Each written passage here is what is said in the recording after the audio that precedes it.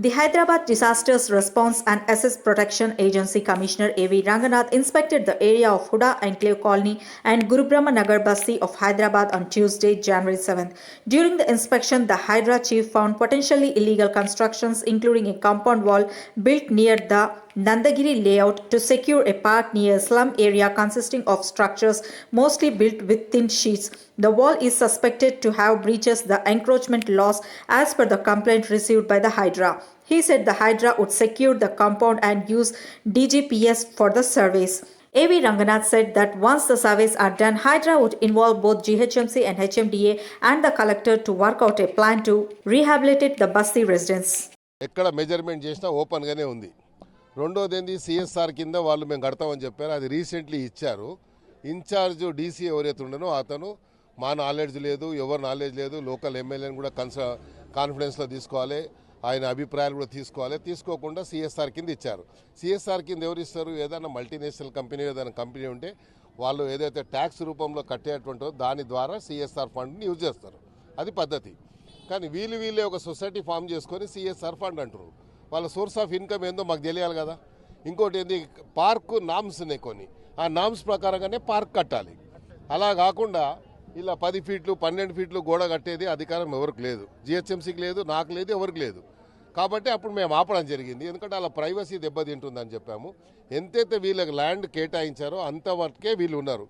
1 inch extra ఉన్నా కూడా నేనే చెప్పాను, ఆ కింద ఉన్నటువంటి దాంట్లో 8 గుడిసెలు 10 గుడిసెలు ఎక్స్ట్రా ఉంటే తీసేయమని నేనే పర్సనల్గా చెప్పాను వాళ్ళకి.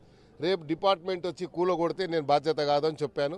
దాన్ని కొంచెం పొలిటికలైజ్ కూడా చేసి పేపర్లలో రాసి ఎమ్మెల్యే గారు వచ్చి తీయమని చెప్పారు అని చెప్పారు. నేను ఇప్పుడు కూడా చెప్తున్నా, కేటగిరికల్గా తీయాలనే చెప్తున్నా. అక్కడ వాళ్ళు ఉండమని ఉండు.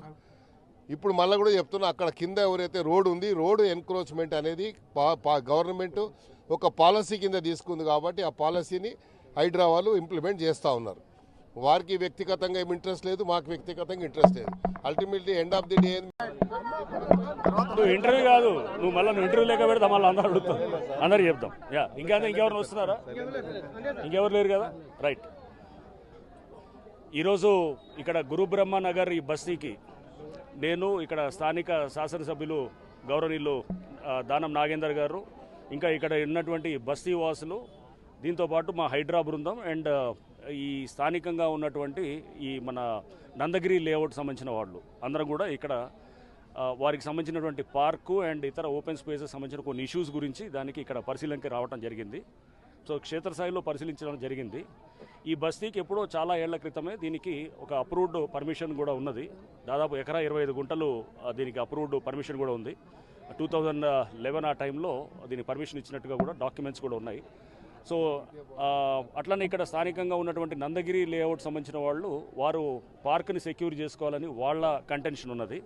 సో ఈ ఉభయుల మధ్యలో డిఫరెంట్ కంటెన్షన్స్ ఉన్న దృష్ట్యా మేము ఇక్కడ క్షేత్రస్థాయిలో పరిశీలించినప్పుడు ఫస్ట్ ఇక్కడ ముందు ఈ బస్తీకి ఎకరా 25 గుంటలు ఫస్ట్ అది సెక్యూర్ చేస్తాం. అది మనం మెజర్మెంట్స్ తీసుకొని మా డీజీపీఎస్ సర్వే చేయించి ముందు ఆ బస్తీకి రావాల్సినటువంటిది ఇస్తే కనుక డెఫినెట్గా వారికి రేపు ఎమ్మెల్యే గారు ప్రభుత్వం దృష్టికి తీసుకెళ్ళి వారు ఇక్కడ ఈ బస్తీకి సంబంధించినటువంటి పక్కా హౌజెస్ దాని గురించి కూడా డెవలప్ చేసిన దానికి కూడా వారు చేస్తామని చెప్పి కూడా వారు చెప్పడం జరిగింది.